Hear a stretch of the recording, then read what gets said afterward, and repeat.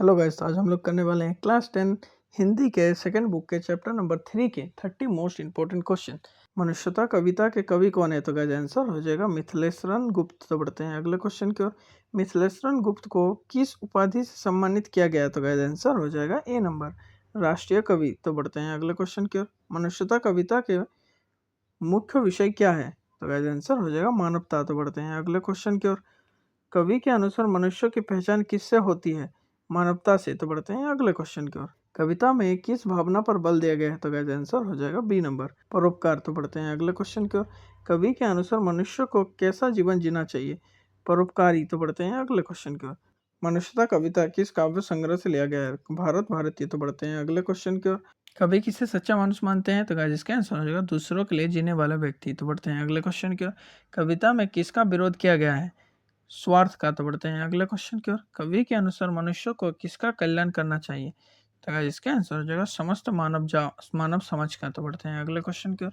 मिथिलेश्वरन गुप्त हिंदी साहित्य के किस कला के कवि हैं? तो गाइस इसका आंसर हो जाएगा आधुनिक कला। तो बढ़ते हैं अगले क्वेश्चन की ओर। मनुष्यता कविता में कौन सा मूल्य प्रमुख है? तो गाइस इसका आंसर हो जाएगा मानवता। तो बढ़ते हैं अगले क्वेश्चन की ओर।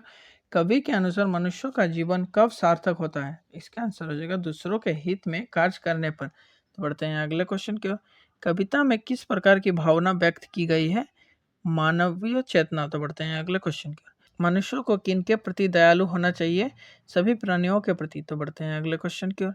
कवि के अनुसार महानता किसमें है? इसका आंसर हो जाएगा परोपकार में। तो बढ़ते हैं अगले क्वेश्चन की ओर। मनुष्यता कविता का मूल संदेश क्या है? तो गाइस आंसर हो जाएगा मानवता और सेवा का पालन करो। तो बढ़ते हैं अगले क्वेश्चन की ओर। कविता में मनुष्य को क्या त्यागने की प्रेरणा दी गई है? इसका आंसर हो जाएगा स्वार्थ। तो बढ़ते हैं अगले क्वेश्चन की ओर। कवि किस प्रकार के व्यक्तियों की प्रशंसा करते हैं? परोपकारी व्यक्ति की। तो बढ़ते हैं अगले क्वेश्चन की ओर। मनुष्यता कविता में किस रस की प्रधानता है? तो इसका आंसर हो जाएगा शांत रस। तो बढ़ते हैं अगले क्वेश्चन की ओर। कवि के अनुसार मनुष्य का सबसे बड़ा धर्म क्या है? मानव सेवा। तो बढ़ते हैं अगले क्वेश्चन की ओर। मनुष्य को दूसरे के साथ कैसा व्यवहार करना चाहिए?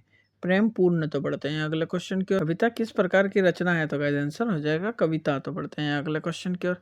कवि ने मनुष्य को किसका संदेश दिया? तो गाइस आंसर हो जाएगा सेवा और त्याग का। तो बढ़ते हैं अगले क्वेश्चन की ओर। मनुष्यता का अर्थ क्या है? तो गाइस इसका अर्थ मानवता और दया का भाव। तो बढ़ते हैं अगले क्वेश्चन की ओर। कवि के अनुसार मनुष्य को क्या अपनाना चाहिए? दया और प्रेम को अपनाना चाहिए। तो बढ़ते हैं अगले क्वेश्चन की ओर। कविता में मानवता को किससे श्रेष्ठ बताया गया है? तो गाइस आंसर हो जाएगा स्वार्थ से, पद से, धन से। तो बढ़ते हैं अगले क्वेश्चन की ओर। मनुष्यता कविता हमें क्या सिखाती है? तो गाइस आंसर हो जाएगा दूसरों की सहायता करना। तो बढ़ते हैं अगले क्वेश्चन की ओर। कविता का प्रमुख भाव क्या है?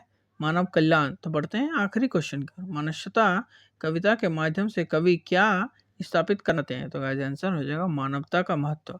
तो गाइस वीडियो को लाइक एंड सब्सक्राइब जरूर करें और अगला पार्ट जल्दी ही आने वाला है, तो चैनल को भी सब्सक्राइब कर ले।